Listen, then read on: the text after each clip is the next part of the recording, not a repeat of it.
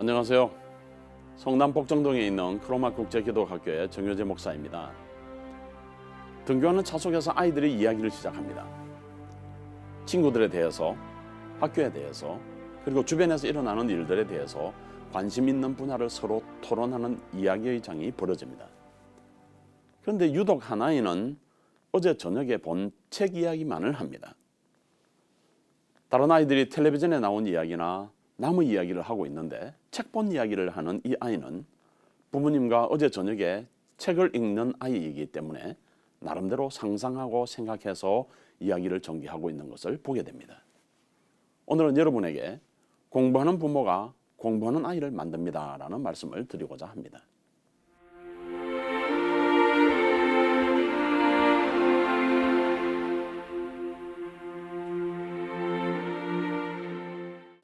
이스라엘 가정에서는 책 읽는 것이 일상화되어 있습니다.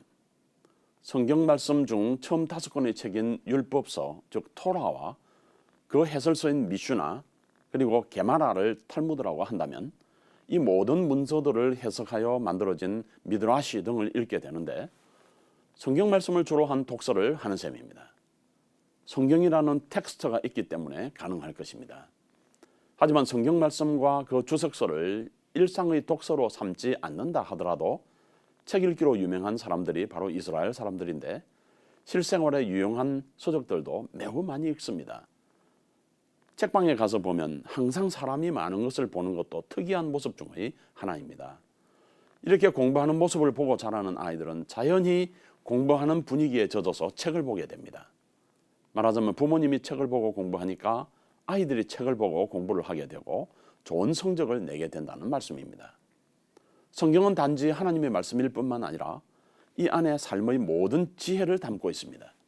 특히 잠언서 등에서는 상업에 있어서 저울 추를 속이지 말라는 말이 나올 정도로 신용을 중요하게 생각하는 책이기도 합니다. 농사를 짓는 방법도 나오고 다툼이 있을 때 해결하는 방법과 가정에서의 유대 방법 등도 성경에서 말씀하고 있습니다. 그러하기 때문에 성경 말씀을 암송하고 있으면 여러 가지 경우에 판단의 기준이 서 있는 셈이 됩니다. 그러하기 때문에 부모님들은 항상 토라와 탈무드를 말하고 탈무드 속에서 지혜를 얻을 수 있도록 훈련하고 있고 아이들도 그렇게 가르치고 있습니다. 결국은 평생 교육을 받고 있는 부모님이 아이들을 평생 교육으로 이끌고 있고 책 읽는 부모가 책 읽는 습관을 아이들에게 전해주는 것입니다. 유대 격언에 공부하는 부모가 공부하는 아이들을 만든다라는 말이 있습니다. 부모가 공부를 할 때만이 아이가 공부하게 된다는 것입니다.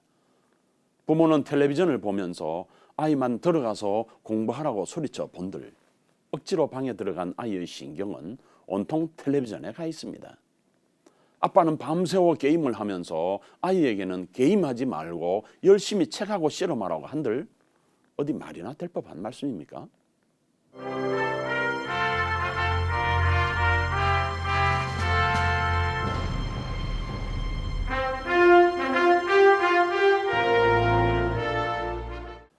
사랑하는 시청자 여러분, 공부하는 부모만이 아이들 공부의 모범이 될 수가 있습니다.